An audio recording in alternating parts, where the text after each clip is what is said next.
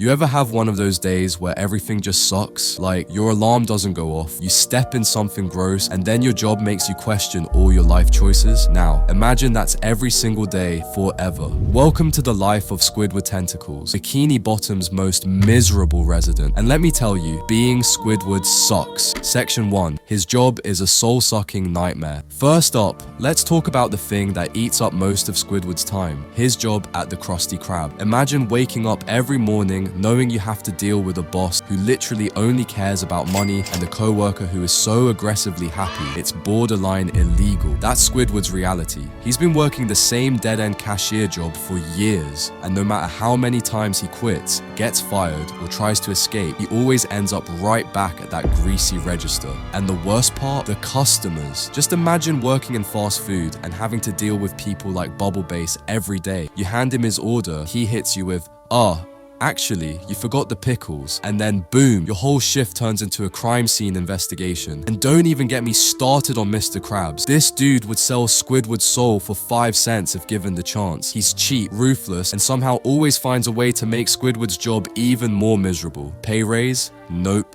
Appreciation? Not a chance. The only thing Squidward ever gets is yelled at for not smiling enough. Section 2. His neighbors are a nightmare. Now, let's move on to Squidward's home life. You'd think after a long, exhausting day at work, he could just come home, relax, and maybe practice his clarinet in peace. Nope. Because right next door, SpongeBob and Patrick, two living, breathing chaos machines. They wake him up at ungodly hours, destroy his house on a regular basis, and force him into ridiculous shenanigans he wants no part of. And it's not like he can just move. His house is literally made of stone. Good luck selling that on the Bikini Bottom real estate market. And let's talk about the time SpongeBob and Patrick completely invaded his life. They followed him on vacations, ruined his attempts at peace and quiet, and even built a statue of him out of sand just to destroy it. No matter where he goes, he cannot escape them. It's like living in a never-ending prank show. Section 3. His dreams are constantly crushed. If there's one thing Squidward wants more than anything, it's to be a successful artist and musician. But here's the thing, no one in Bikini Bottom respects his talents. He tries to show off his clarinet skills, people run away, he puts on an art show, Patrick eats his sculptures. The only time he was ever truly recognized was when he accidentally became Handsome Squidward, and even that was short-lived. Every time he gets even a little bit of happiness, the universe just yanks it away. And the worst part, he actually is talented, at least compared to everyone else in Bikini Bottom. But because he lives in a town full of people with the artistic taste of a jellyfish, no one appreciates his work. His talents are wasted in a place where a sponge cooking burgers is considered more valuable than actual artistry. Section 4.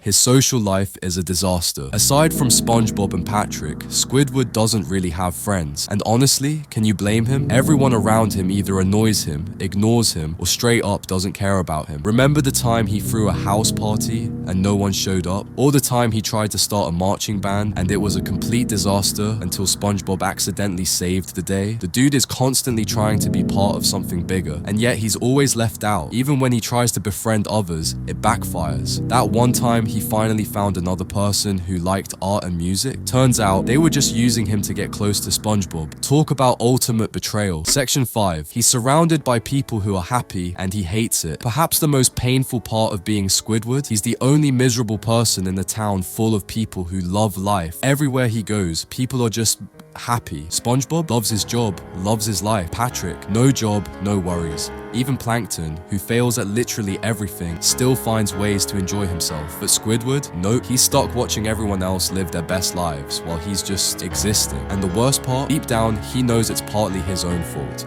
But does he change? He just stays miserable because that's all he knows. So, yeah, being Squidward sucks. He's trapped in a job he hates, surrounded by people who annoy him, and every attempt at happiness ends in failure. But here's the real question. Is Squidward actually unlucky, or does he just refuse to see the good in his life? Maybe, just maybe, if he embraced a little bit of SpongeBob's positivity, things wouldn't be so bad. But let's be real, that's never gonna happen. If you enjoyed this breakdown of Squidward's misery, don't forget to like, comment, and subscribe for more SpongeBob deep dives. And let me know in the comments, do you think Squidward's life is truly cursed, or is he just making it worse for himself? Thanks for watching, and remember, no matter how bad your day is, at least you're not Squidward.